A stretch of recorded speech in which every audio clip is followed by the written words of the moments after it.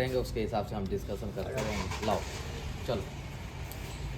तो सर क्या होता है कि एबीएस सिस्टम यानी अभी नए नए टेक्नोलॉजी है, तो बहुत सारे लोग तो प्रॉब्लम को सॉल्व कर ले, लेकिन फिर भी आप देखिए एबीएस लगभग में इसका हो चाहे टू व्हीलर का हो, लगभग में एक ही टेक्नोलॉजी। हाँ, टेक्नोलॉजी एक ही है, अंतर है। और BX6 की भी टेक्नोलॉजी और कार की टेक्नोलॉजी भी एक ही है, एक जैसे ही है। हाँ, तो उसमें ज़्यादा कोई अंतर है नहीं। इसलिए हम चाहते हैं भाई एबीएस के विषय में आप थोड़ा सा बताइए कि जिससे कि हमको भी समझ में आ सके और मेरे जो भाई देखने वाले भाई लोग हैं उनको भी समझ में आ सके। तो ऐसा है कि एबीएस से लाया गया है, पहिया लॉक हो जाता था पहले, जैसे कोई भी इमरजेंसी ब्रेक मार देता था तो ये टायर लॉक हो जाते थे। लॉक होने का मतलब है कि वो सरफेस से उसका कांटेक्ट खत्म हो जाता था, आपका कंट्रोलिंग खत्म हो गया, किधर भी सरकने लगेगा। किधर भी जब पहिया घूमेगा तो जिधर आप चाहेंगे उधर सरकेगा, लेकिन पहिया लॉक हो गया तो किधर भी सरकेगा, आपका कंट्रोलिंग खत्म।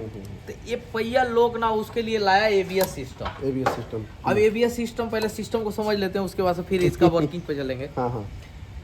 ये यहाँ पे मैनुअली है, जैसे हम लोग पैडल मारते हैं, यहाँ से दो पाइप के थ्रू यहाँ प्रेशर एबीएस को मिल जाता है। ये जो दो पाइप है, ठीक है, ठीक है। पहले क्या होता था, ये दो पाइप एक आगे के दो पहियों को लेते होता था, एक पीछे दो पहियों के लिए होता था। लेकिन अभी क्या किया कि ये दोनों प्रेशर जो हम मार रहे हैं वो एबीएस मॉड्यूल ले रहा है। अब प्रेशर तो यहाँ तक आ गया, लेकिन एबीएस अब काम कैसे करेगा? काम कैसे तो सबसे पहले एबीएस को चाहिए व्हील की स्पीड, की व्हील कितनी तेजी से घूम रही है, उसका डाटा चाहिए। चाहिए इंजन की स्पीड, की इंजन स्टार्ट है कि बंद है, उसका डाटा चाहिए। उसका भी डाटा चाहिए। गाड़ी कितनी स्पीड से चल रही है, गाड़ी का भी डाटा चाहिए। अच्छा, इस मॉड्यूल को यानी हाँ, पहिए का डाटा, इंजन का डाटा, हाँ, इंजन का डाटा, पूरी गाड़ी का डाटा, स्पीड कितनी है, और आपका ब्रेक का प्रेशर कितना तेजी से आपने ब्रेक किया, चार डाटा इसको चाहिए। तो अब एक काम करना शुरू करेगा। तो चार को डाटा ले लिया। अब आपने ब्रेक लगाया, अब देख लिया कि कितना तेजी से ब्रेक लगा, हार्ड लगा या धीरे लगा। तो जब ये डिसाइड कर लेगा, उसके बाद से देखेगा व्हील की स्पीड कितनी है। अब वो चारों व्हीलों में ब्रेक लगाएगा, 55% आगे और 45% पीछे। अच्छा, यानी 55% आगे ब्रेक लगेगा, 45% पीछे।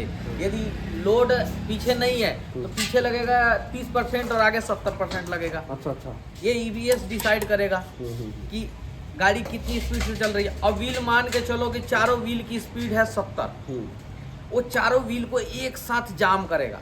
लेकिन तीन व्हील का स्पीड 65 हो गया 70 से, और एक व्हील का स्पीड 60 हो गया। तो जिसका 60 हुआ उसका ब्रेक छोड़ देगा, और जिसका 65 हुआ उसको ब्रेकिंग करेगा।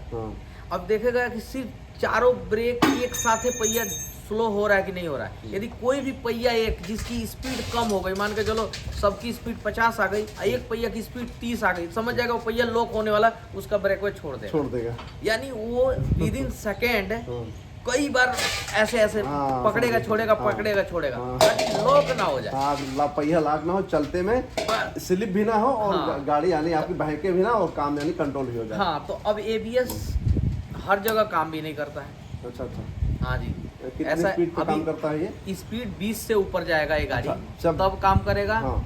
और आपका ज्यादा हार्ड यदि ब्रेकिंग करते हैं तब काम करेगा ये, या फिर उबड़ खाबड़ रोड पे चल रहे हैं, ब्रेकर पे आपने ब्रेकिंग किया तो तुरंत काम कर जाएगा, चाहे आपकी स्पीड स्लो ही क्यों ना हो। जैसे ब्रेकर पे गाड़ी चलाया, जैसे 5-10 की भी स्पीड है ब्रेकर पे, तो काम कर जाएगा। अच्छा। यानी कि पहिए का अल्टरेशन गड़बड़ हुआ तो तुरंत ये काम करना शुरू कर देगा, कुट अपने आप ही चालू हो जाएगा। और ना प्लेन पे चल रहे हैं, स्लोली ब्रेक लगा रहे हैं, ये काम नहीं करेगा, वो मैनुअली चलता रहेगा। इसी से बाईपास होकर चलता रहता है मैनुअली।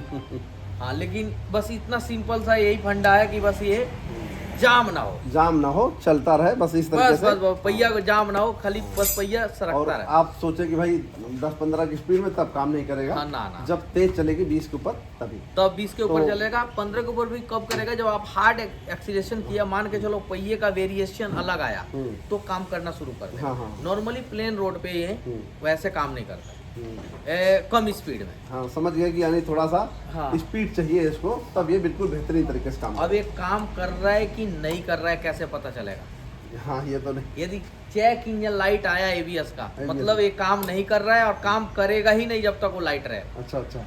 हाँ, तो उसके लिए फिर ये देखना पड़ेगा कि क्या है, कोई सेंसर का। हमको वो लाइव डाटा पर देखें या लाइव डाटा में हमको पहिए का व्हील देखना है, चारों पहिए का व्हील, क्या बाइक है तो 2 पहिए का व्हील का स्पीड कितने एक बराबर है कि नहीं है, यदि नहीं है तो स्पीड सेंसर में दिक्कत है। हाँ यानी कोई भी डेटा इसको चारों में से एक नहीं मिलेगा, काम करना बंद कर देगा। ठीक है, ठीक।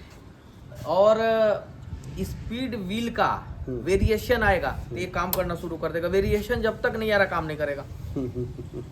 वेरिएशन का मतलब एक पहिए की स्पीड ज्यादा है, एक का कम है तो काम करेगा। दोनों का एक समान चल रहा है, काम नहीं करेगा। स्लोली ब्रेक देंगे, स्लोली ब्रेक लगाएगा, ये पाइप डायरेक्ट हो जाएंगे। लेकिन जैसे ही वेरिएशन आया ये अपना एबीएस काम करना शुरू कर देगा। और जब भी यानी MIL लाइट आती है, हाँ, तो उसके यानी स्कैनर मशीन से डिलीट कर दे, हाँ, या उसमें समझ ले यानी क्या यानी कौन सा सेंसर जब खराब है। भी लाइट आएगी तो हमको सिर्फ देखना है कि कौन सा चीज के लिए लाइट आ गई है। ठीक है। इसके कम्युनिकेशन का लाइट आया, यानी कि ECU का कम्युनिकेशन, ECU वहाँ लगा हुआ है और ये यहाँ लगा है, तो 2 कैन कम्युनिकेशन यदि नहीं होगा तो भी एबीएस काम नहीं करेगा। ECU को भी कंट्रोलिंग चाहिए ही चाहिए इसकी, तो कैन कम्युनिकेशन का आएगा तो वो लाइट आएगा तो उसका काम होगा। व्हील सेंसर का कोई दिक्कत होगा, सेंसर का आएगा तो सेंसर पे काम होगा।